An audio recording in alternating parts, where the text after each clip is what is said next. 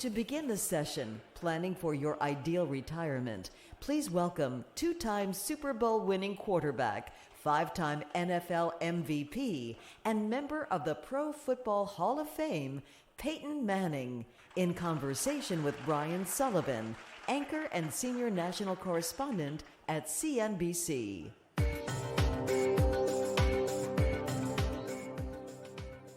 I really appreciate you all coming to see me.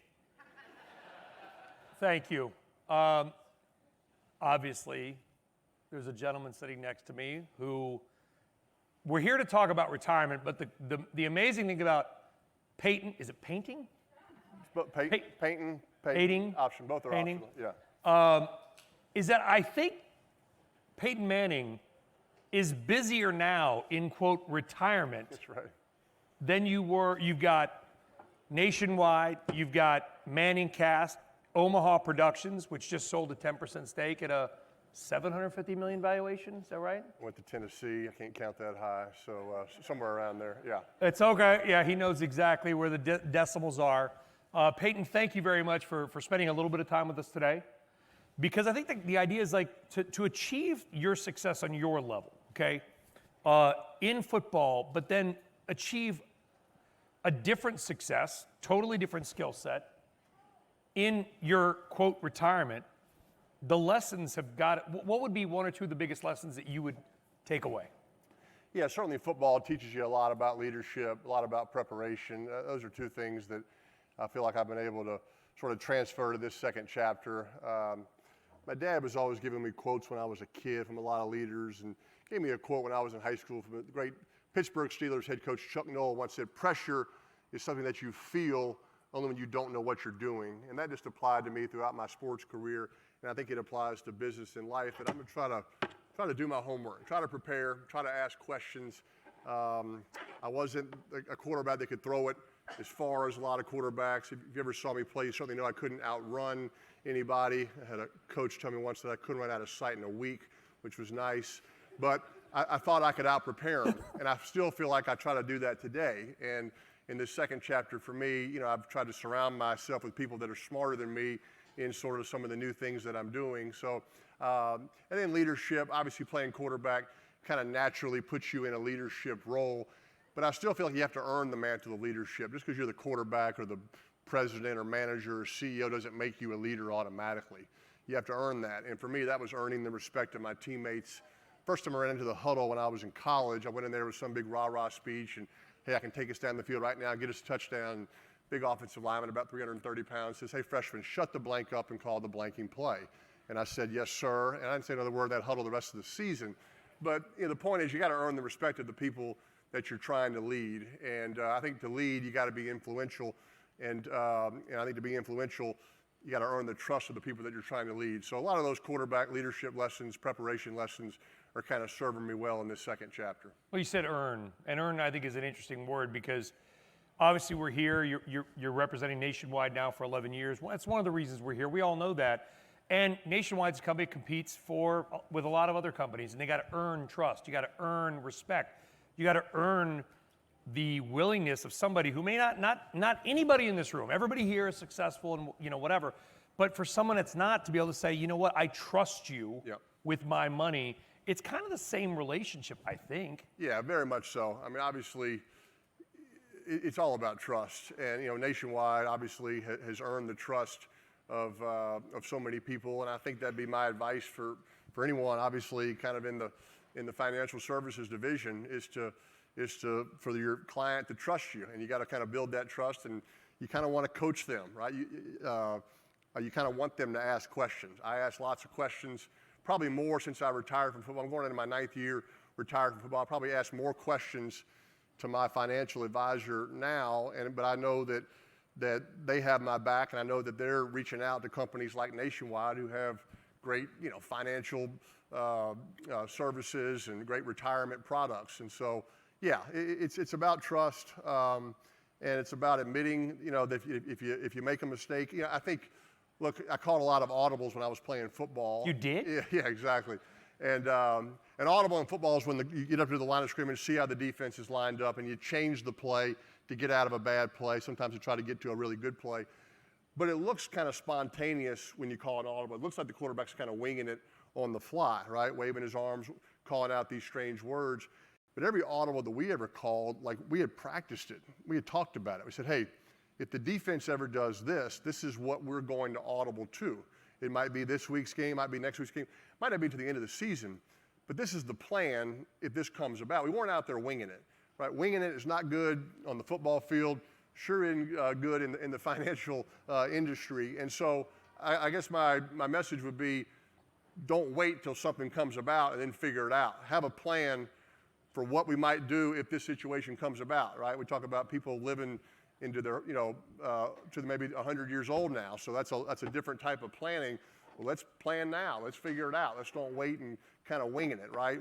Winging it leads to lots of interceptions, and that's not good on the field. That's not good in the financial world as well. Longevity is like the subject of my favorite sort of trivia over drinks at dinner.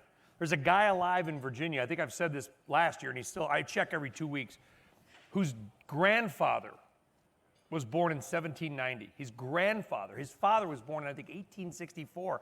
He's still alive. His dad had him when he was 75. Now he's 100. That's obvious, and it's John Tyler, the president's grandson, is still alive in Virginia today. It's amazing, and I bring that up because longevity, we're all here to learn how to make money, but longevity is the greatest form of wealth for many people. Living to, you said, to be 100, the Century Club, right? I think Nationwide calls it, and you guys call it. We all want to live because we're all here and we want to live a long time, but that also takes a lot of money and a lot of planning, I think. Yeah, there's no doubt. And like I said, it's changed now. And so that would be my advice, would be just to kind of talk about it now. Look, I called a lot of audibles that didn't work, and I'd come over the sidelines and I'd say, hey, maybe I shouldn't have changed the play. And my coaches, my teammates always said, no, that was a good plan. We didn't execute it as well as we should have. So it just goes back to what I just said. Let's talk about it now. Let's make these plans now, and we can always adjust along the way, but let's don't just figure it out later, right? That's not a good way to go about it. And, I'd encourage you to kind of coach your clients. I think we all need to keep getting coached, right? I played football until I was 40 years old, but I still feel like I'm coached today. And that coach is literally, it could be an old coworker, it could be a teacher, it could be a coach, somebody that's honest with you and candid with you.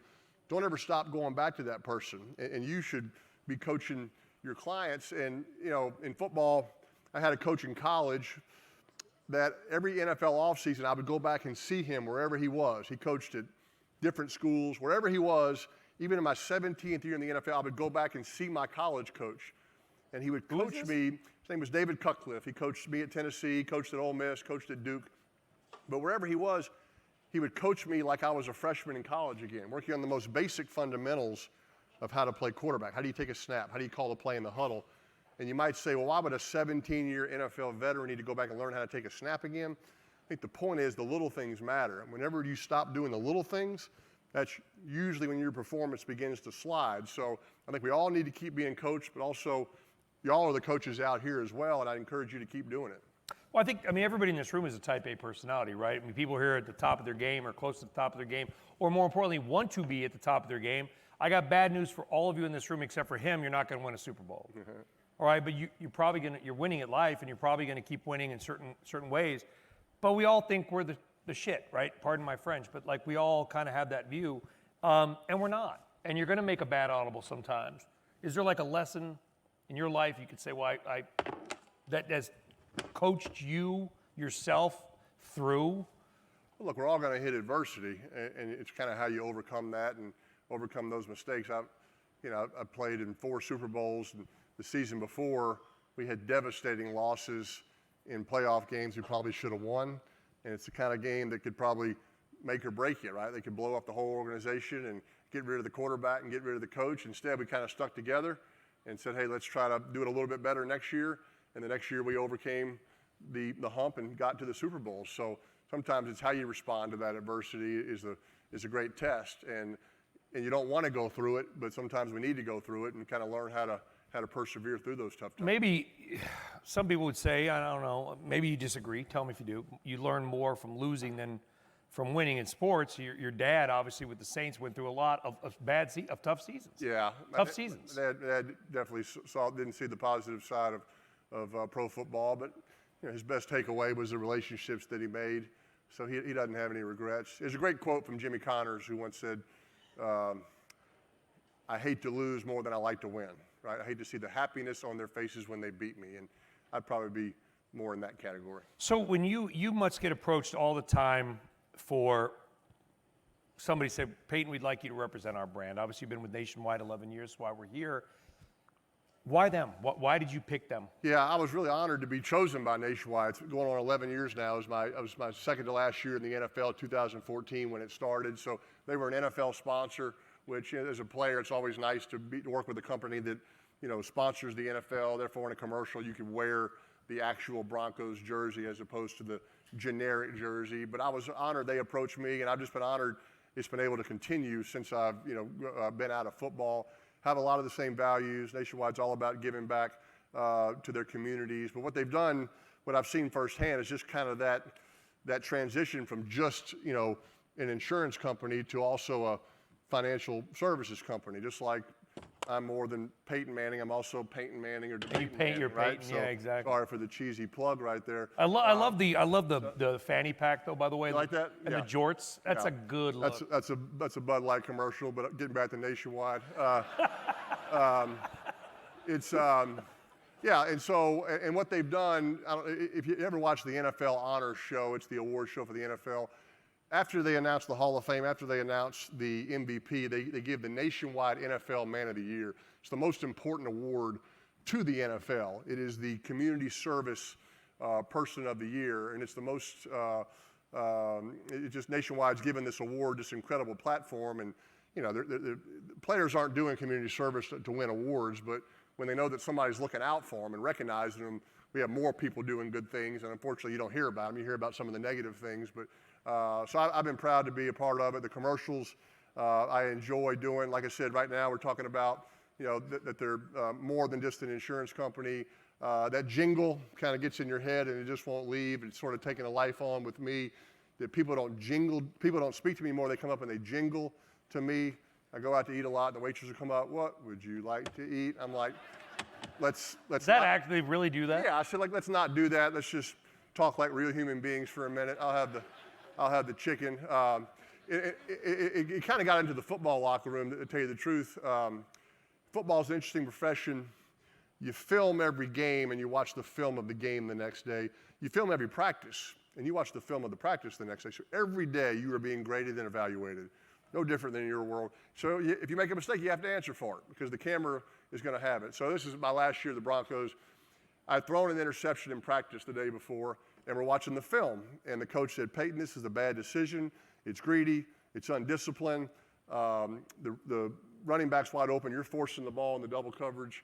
That clock is stuck. I keep staring at that clock. Why is that stuck? So it's not moving yet. Yeah. So I said, but I love being coached. And I'm saying, yes, I'm writing my notes down. And right behind me, my wide receiver leans in my ear and he goes, number 18 screwed it up. And so now he might have used a different word, but anyway, that's when I knew these commercials were kind of taking a life of its own. And what team was he on the next year? Exactly. Come on now. Come on. We're not gonna, but so is there your production company called Omaha? Yeah. You're busier now than as we said. What's the genesis of Omaha?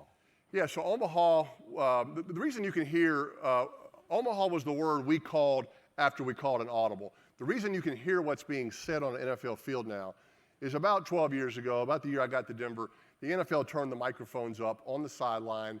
They mic offensive linemen so you can hear what the quarterback's saying. And it's to bring the viewer at home closer to the game. It's great for the viewer at home. It's not so great for the quarterbacks because we found out the defenses we were getting ready to play the next week were actually watching the television copies of the game the week before, picking up on all of our offensive verbiage and terminology that we've worked so hard to protect, and now we're just broadcasting it out to all of our competition, right? And look, there's a reason these guys are playing defense, right? There's no geniuses over there. But, I mean, you tell them the plays and they can figure it out. So anyway, I would go to the broadcasters, the Jim Nances, the Collinsworth, and I'd say, hey, can you turn those microphones down? And they wouldn't do it because they loved, having the access. And my one regret of all the years of playing football, instead of saying Omaha, was one time to get up there in the center and go, blue 20, Jim Nance is a no-good, you-know-what, son of a mother. I think they would have turned those microphones down. So that's why you can hear what's being said. So Omaha was just an indicator word that meant we'd gone from plan A to plan B. There's a few seconds left on the clock, and we're about to snap the ball now. So it was Omaha, snap the ball. And I am a really big deal in Omaha, Nebraska. I got the key to the city. Got some steaks out of the deal. Omaha steaks. And, the Counting Crow song. Exactly. Omaha is fantastic. We started a company out of it. So Warren Buffett has probably mentioned you at some point. Yeah, it was probably one of the few things it was not named after him. So it was just the rhythmic 3-syllable word. So what are you going to do? Now you have a production company. You just sold. What are you going to do with it? So yeah, I didn't really know a lot about a production company when I was playing. When I was playing football, similar to kind of what we're talking about on second chapter, I was so wired in on what I was doing at the time. And I used to hear my teammates talking about they were going to get involved in this business or get involved in this real estate, while they were playing in the locker room. And I'd be like, you're not doing your current job all that well. You haven't really blocked anybody in a couple of weeks. You dropped 5 balls Sunday. Can we kind of hone in on the day job and get to the real estate deal later?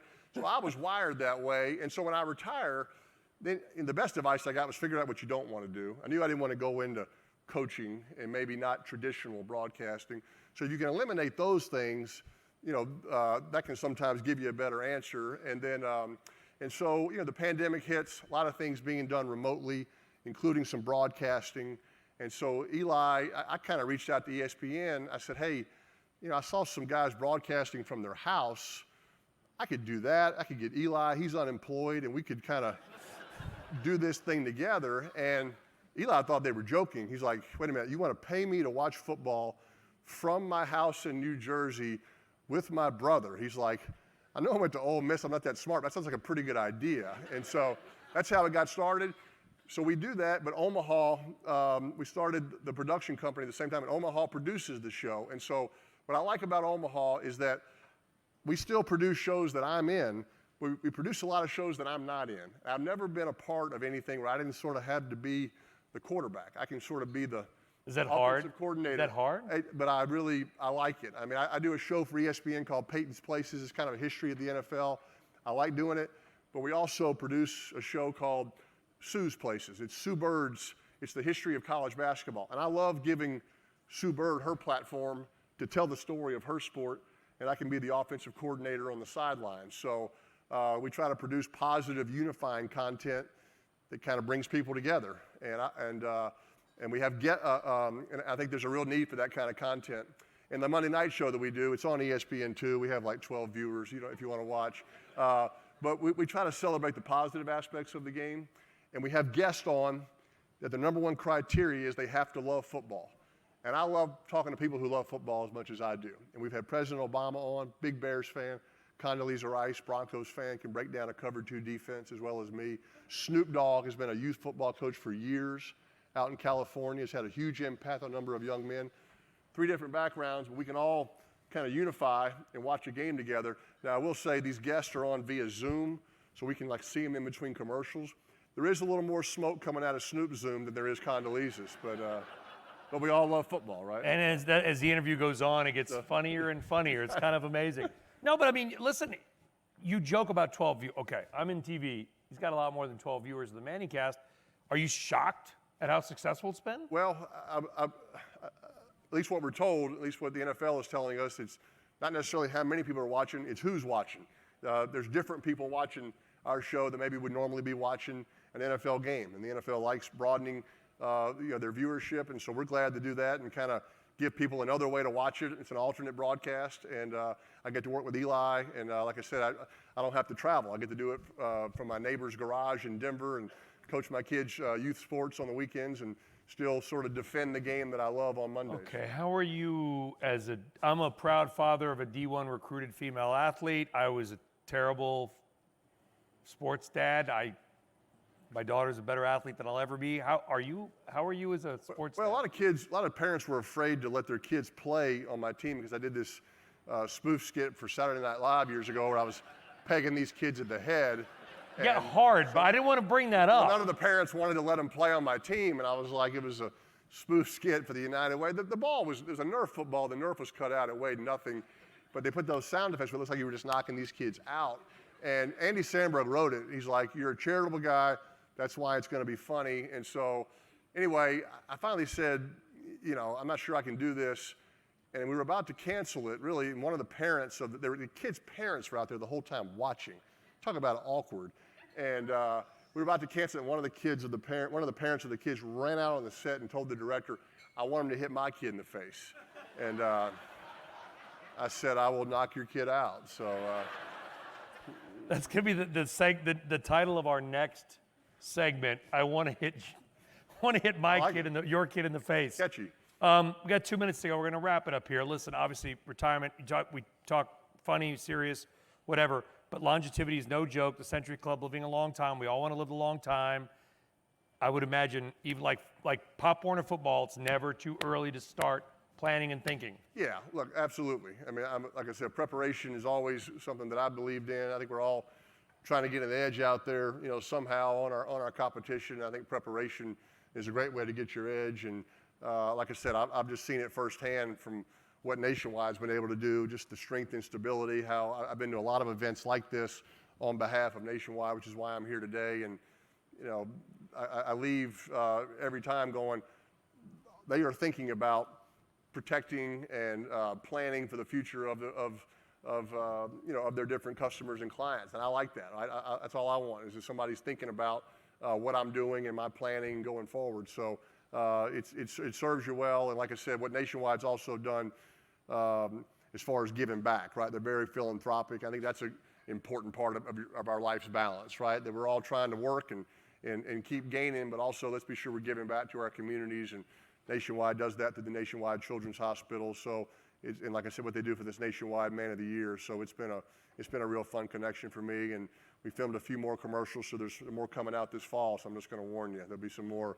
I'm not sure what the theme is yet. Like I said, I did Peyton Manning, I did Debating Manning, which in that one I was kind of channeling Will Ferrell versus James Carville in Old School. Yeah, wasn't that the movie? Yeah. My boy Blue. Yeah, exactly. So anyway, they're fun to do. For a football player to take their helmet off and kind of show you can laugh at yourself. So Nationwide has allowed me to do that. So it's been a great partnership. And like I said, proud to be here. So thank you all very much for having me. And thank you. So.